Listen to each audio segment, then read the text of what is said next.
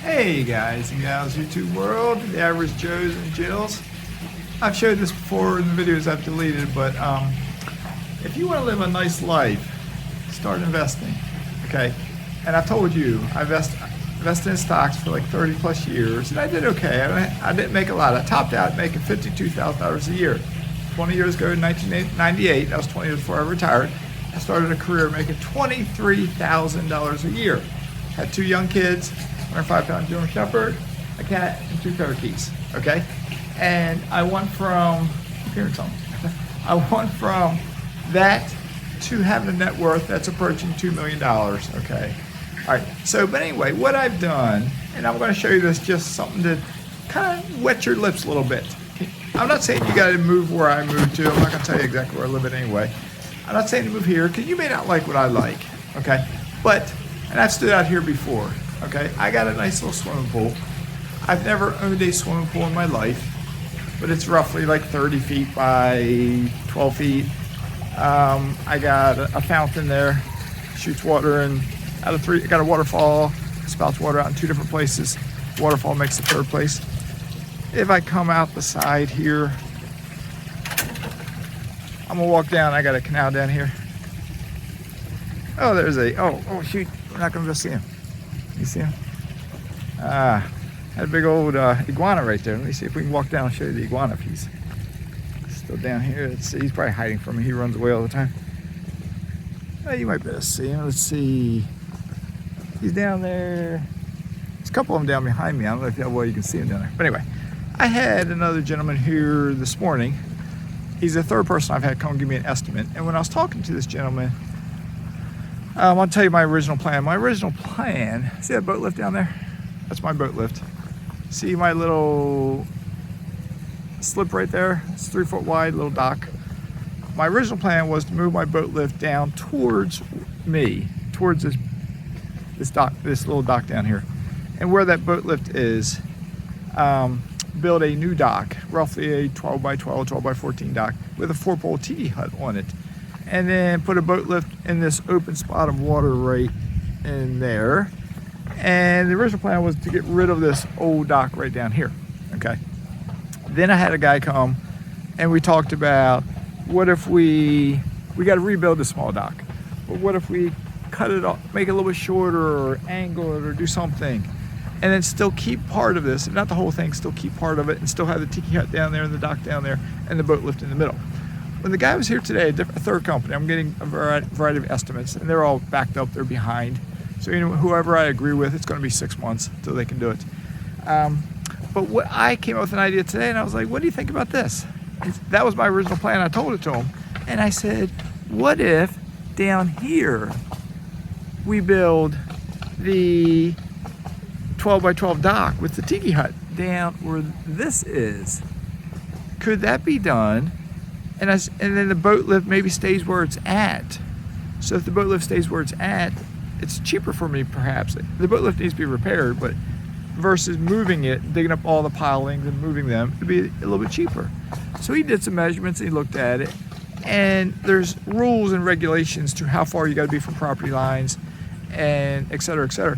But he said what he could do would be to, I'm gonna step down the dock, right where I'm standing at, right down here, starting right where that ladder is, build a new dock, roughly a 12 by 12 roughly, with a 4-pole tiki hut. They're putting a roof on over there if you hear some banging noises. But a 4-pole tiki hut right here where I'm standing. Maybe the middle was half of 12 feet, 6 feet. I mean, you know, maybe I'd be over here, I'm in the middle, but I could walk out. That water right there, I could walk right over top of it, and I'm excited about that. I can set my chairs out over there. Because right now, you see me in other videos sit down on my seawall. We got little beach chairs now we sit on.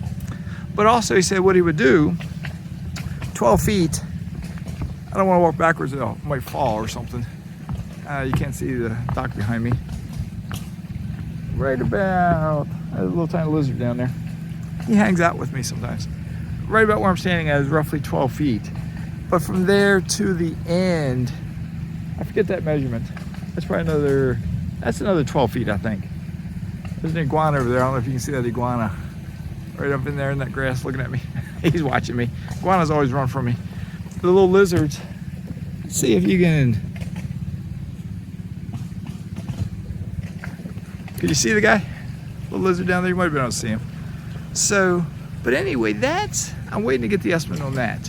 He said, if I didn't finish my train of thought, where the 12 by 12 dock ended, you can see my hand down here, where it ended down here, it would be a slight step down onto a slip, a little marina dock, right down in there, which is 3 feet wide and could go right to the property line. And then one of those pilings, I think, he could shorten it and put it underneath the center of the dock so it wouldn't be in the way there. And then if I want to launch my kayak, I'd have space there to do it. I'm gonna walk back up here in the shade.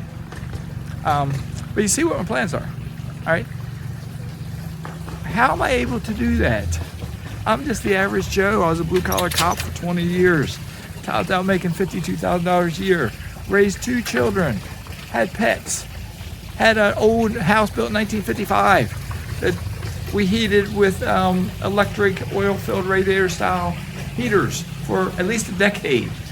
Okay, how did it come to me living here with this house and my now slightly over $3,000 a month mortgage? I'll tell you how it happened.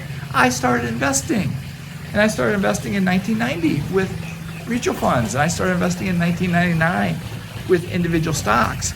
That's not what brought me here, okay? I'm trying to drive a point home to you. That's not what brought me here. What brought me here was real estate. Rental real estate is what got me here. Rental real estate, combined with my pension, is what qualified me to get this mortgage. Rental real estate is what gave me financial freedom, okay? That's what did it. And now that I have financial independence, and now that I have a net worth in the 7 figures, I have discovered other avenues to invest that I will talk about in future videos that I think will do even better than real estate will do. Okay, so I'm branching out into them. I do have 25 rentals. I do plan to sell, I think, 2 of my rental houses that are in Alabama. And I'm just gonna consolidate. I still got, and I'm selling a triplex in Virginia. I'm gonna keep one of my single family homes in Virginia. I'm gonna keep that tenant in there. I'm gonna let her stay there until she retires. And then I'll probably consolidate probably up in Indiana. I'll get some more rental properties there to replace the ones I'm selling. But I really think my alternative investments is what could explode my wealth in the future. We'll see, we'll see. There's no guarantees. There's not a single guarantee at all. All right, so anyway, I'm gonna wrap this up. It is hot standing out here. I've been wanting to make a video on my kayak, but I'll show you, I got a bandage on it. I'll show you my foot just a bit. Sorry, my camera tilted. I don't know if I was pointing towards that or not, but what I did, I think if I didn't spell it out in the video earlier this week, what I did, I was an idiot. All right, I don't know why I admitted my stupidity at times. I was cleaning my pool deck edge, the bricks, right? You can't see my hand. I can't do it. The bricks are on the edge of the pool. You can see what I'm talking about. It's kind of a tannish color. Goes all around. They were getting like black on them from the rain because we've just been going through rainy season.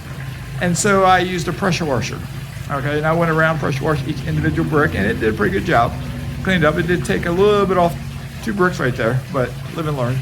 So, but then I decided, I got my walkway I just walked on, I decided to pressure wash that. And what I did is, as I was pressure washing, I went off the side of the paver, let's say, and I think there was mulch down in there from before, not from me. So it was black and it was long. So it threw some of it up in the air. And when I saw it, I think my brain said snake, because we do have snakes here. And I flinched and pulled back, not thinking. And my pressure washer wand sprayed water right across the top of my foot there, right? It's on my ankle, basically, the top side of my ankle. And it tore the skin right off. And it's healing up quick. I try to be healthy. I'm trying to eat yogurt and take ibuprofen to minimize the swelling, because it swelled up on me. But it's like it just sheared the skin off, and it hurt. So I keep telling my wife I want to get in my kayak, and she keeps telling me, no, don't do it. And I keep saying, why? When I'm in the kayak, I paddle with my upper body.